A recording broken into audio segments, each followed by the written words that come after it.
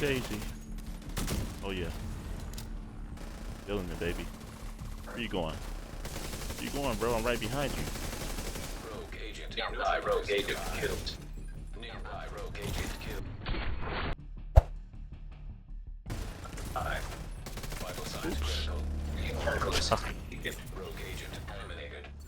They're gonna try to flank us. Thank you.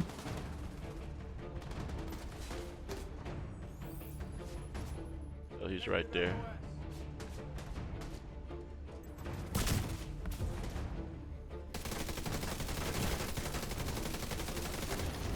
Rogue agent. Rogue agent killed.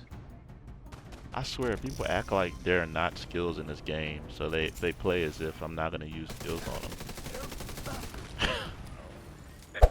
Okay, everyone, I was struggling on whether or not I wanted to make this a build video or just pretty much explain to you what the thumbnail is referring to when I said that it slaps regardless of diminishing returns. And that's true. But respectfully, this is not a build video, and I'm saving the build. I'm actually saving 2 builds for later on because they're not ready. I want them to be at their full glory because they are so good. I can't believe how good these builds are. And I want to share them with you, but not today. So today I'm going to give you the technique that I told you in the title. Because with diminishing returns being added, it significantly helps people who are susceptible to status effects. Back in the day, I made this build called Burn and Bleed. It was like an updated version of the first Burn and Bleed that I made. And that one was a strictly PvP highlights. The Burn Sticky Bomb was so broken back in the day that you didn't need to do anything except hit them with it, and they were done for. That's it. All you had to do was hit them with it, and they were done. The point is that they had to nerf it. But they nerfed it in a good way because now it's more balanced. Status effects is not the way. Because you would normally use status effects to set the enemy on fire, then the amount of status effects percentage that you had stacked would determine how long the enemy would burn. So they would just be sitting there burning and just getting destroyed by that alone. Obviously you can see the effects that was having. Incoming backup request. But now times have changed. And I was in the dark zone farming last night, boy. And I was using these builds.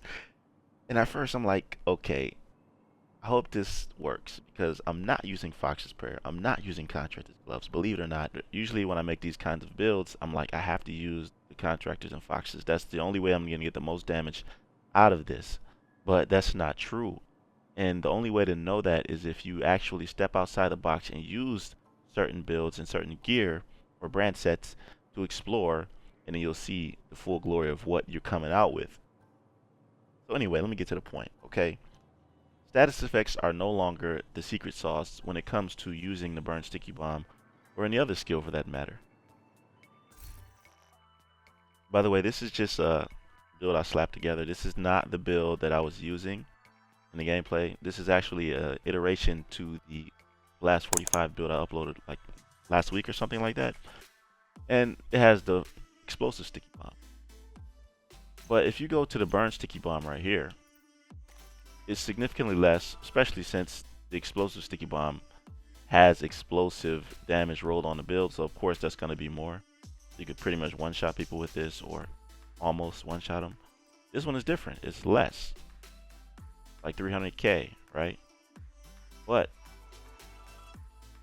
the advantage that you have is the burn. It sets enemies on fire, but that's not what you're relying on. Like I said, what you're relying on now is the skill damage. So if you didn't know, a while ago, the fire sticky bomb's explosion, this explosion right here, that was literally explosive damage. So if you stacked explosive damage on your build, then you would deal insane damage with that explosion. And then they changed it. And then there was a discussion about what is it now. Nobody knew what that damage actually was. Turns out that every single skill has an initial burst damage attribute, which is skill damage, and it's unavoidable. So no matter what you do, you cannot defend against skill damage. You can if you have like 1.9, 1.7 million armor, 2.2 million armor, whatever. If you get more tanky, you can protect yourself from it in a way. But it doesn't matter because The burn sticky bomb is so devastating is that it literally just staggers enemies, sets them on fire, and it gives you the tactical advantage to just take people out immediately if you know how to use this correctly. Now, I said this a lot of times before, right? When you aim your weapon at the enemy, you don't have to do this to use the sticky bomb. This is why a lot of people hated it so much, because they're like, nah, you can get killed like this. There's no way that this is gonna work mid-combat. How are you gonna use this? You're fighting, getting cover, you pulled it out. Oh yeah, let me use the sticky bomb. Nope, you're down ASAP. So the way that you use this thing is that you just quick shoot it. And every skill has a quick shoot mechanic. Even the shrapnel trap, right? So if you double tap this button with a shrapnel trap, it's gonna throw it right in the air. Like that. Gonna throw it right in the air. It's gonna give you traps all around you without you having to aim it or anything like that. Same with a sticky bomb. See those crosshairs wherever you're aiming at? You double tap that button, it's gonna be deadly accurate. And this is the advantage that I use against enemies when I'm fighting, as you can see in the gameplay. They don't expect it. I don't know what it is about people that they think that I'm not gonna use a skill on them. They sit behind cover. Well, I actually know what it's about. Most people don't play the way that I play. Or anybody who thinks out the box, for that matter. Most people just use a weapon and don't really think, oh, what if I use this to get the tactical advantage on him because he's doing this or that? Not many people think about that, right? Those are the select few. So you're going to get a lot of victims that are standing there behind walls, behind cover, thinking that nothing is going to happen to them. Unfortunately, this can. It gives you an opportunity to rush and take them out. So the way that you use the sticky bomb, the burn sticky bomb, in order to relive that glory back in the day is by backing into skill damage, because that is the key. You don't even have to put a shred of status effects on your build, because honestly, diminishing returns is just going to nerf you in PvP. Now, PvE is another story. You could use a status effects build in PvE. Diminishing returns is not in PvE at all. So it's as if you're using the same builds against NPCs. But I mean, I just like skill damage in general because it's very versatile. It encompasses every skill, no matter what. Status effects does not help every skill. It only helps status effects. It only helps skills based on status effects, like Bleed Hive or Fire or the Chem Launcher, whatever. But if you want to be real overkill, you can roll skill damage and status effects. It's up to you. I like to roll stuff like skill damage and crit damage, right? So I can have the best of both worlds. This is the hybrid player's dream, rolling rainbow stats like this. But if you want to be a pure skill, then instead of crit damage, you can roll status effects. But I would tell you the major key is having skill damage rolled as your primary attribute if you're going to be using like the sticky bomb or some sort of skill wherein diminishing returns won't nerf you when using it. But anyways, I have two builds coming soon. One is called Juggernaut. Oh my god. And I have another one with this fire sticky bomb, and oh man, it's crazy.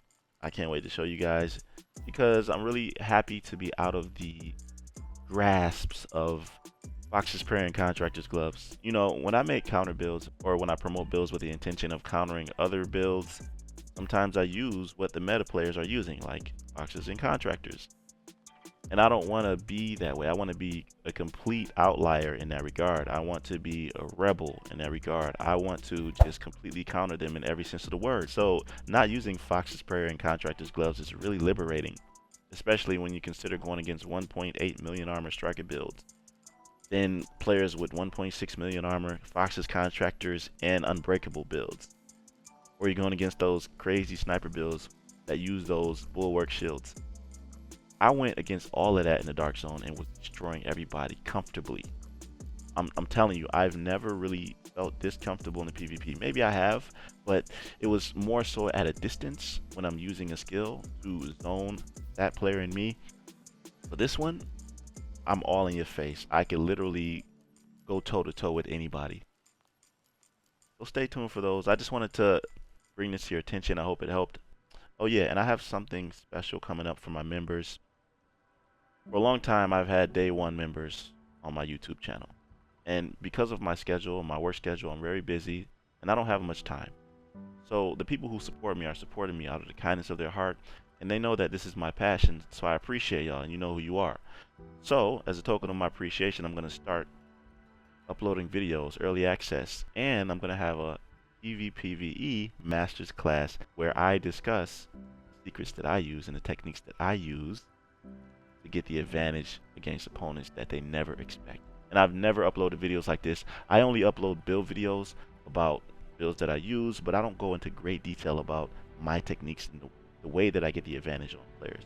Division 3 is coming out, so we got a lot to look forward to, and this is part of my motivation to create this whole vortex of knowledge and information, because this is going to go forward all the way through to Division 3, and I'm going to have an exclusive channel in my Discord just for members so that you can access the videos that I upload for the members only.